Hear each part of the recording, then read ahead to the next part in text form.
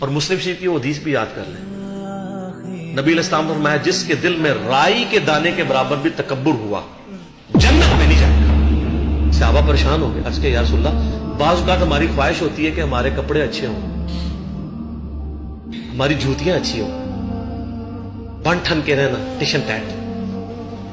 تو آپ نے فرمایا یہ تکبر نہیں ہے، اللہ بھی خوبصورت ہے اور خوبصورتی کو پسند فرماتا ہے، تکبر یہ ہے کہ تم حق بات سے اناد کرو۔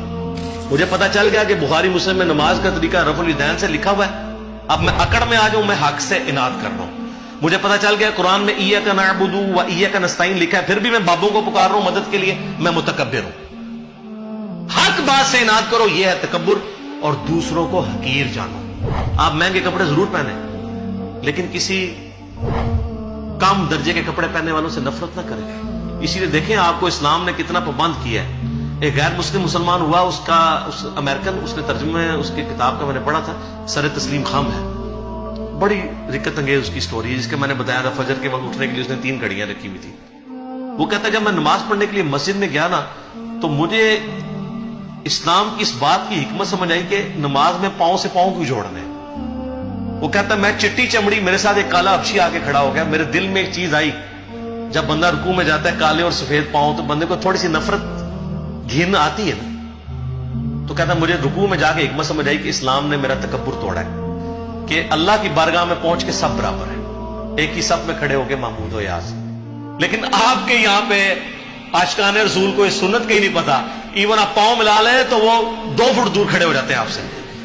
صحیح بخاری میں 725 نمبر حدیث ہے، یلزقو کے الفاظ ہیں کہ نبی علیہ السلام جب صف سیدھی کراتے ہیں ہمارا پاؤں سے جڑ جاتا ہے، لیکن وہ اہل حدیث والا بھی نہ جوڑے، وہ اتنی زور سے جوڑتے ہیں کہ پاؤں میں درد نکل آتی ہے۔ جسٹ جوڑنا ہے، بس آپ کا ایک پاؤں سے پاؤں مل جائے کہ بیچ میں شیطان داخل نہ ہو، جو بخاری میں آتا ہے۔ تو سنتوں کی کتنی حکمتیں ہیں، ان سے محبت کریں تو اللہ خوبصورت ہے اور خوبصورتی کو پسند کرتا ہے۔ لیکن یہ ٹیشن ٹیٹ آپ ضرور رہیں، لیکن ٹیشن ٹیٹ وہ رہیں جو نبی علیہ السلام چاہتے ہیں، اپنی مرضی کا ٹیشن ٹیٹ نہیں۔ وہ ایک بڑی پیاری حدیث ہے، آپ سنیں گے جھوم اٹھیں گے۔ وہ حدیث ہے جی سنن ابی داؤد کے اندر، مسند امام احمد کے اندر، المستدرک الحاکم میں ہے۔ ایک صحابی تھے، ان کا نام تھا خریم الاسدی، وہ بڑے فیشنی صحابی تھے، بڑی لمبی لمبی انہوں نے لٹیں رکھی ہوئی تھی، جس طرح آپ کے ادھر پنڈی کے پاس کے ایک پیر صاحب ہیں، انہوں نے لمبے لمبے بال رکھے اور بڑے خوبصورت کپڑے پہنتے تھے اور زمین پہ گھسٹ رہے ہوتے تھے۔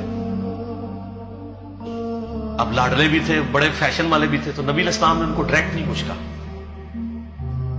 آپ تھوڑا توقف بھی فرماتے تھے۔ آپ نے صحابہ کرام نے کہیں ذکر کیا حضرت خریم کا نا کہ جی ان کی دیکھیں جتنی لمبی لمبی لٹیں ہیں اور یہ تو ابو داؤد کے الفاظ ہیں، مسند احمد کے المستدرک الحاکم میں۔ نبی علیہ السلام فرمایا خریم تو بڑا اچھا آدمی ہے، بس ایک اپنے بال چھوٹے کروا لے اور اپنی تہمت کو ٹخنوں سے اوپر کر لے اور آدھی پنڈلیوں تک کرے تو کیا ہی بات ہے۔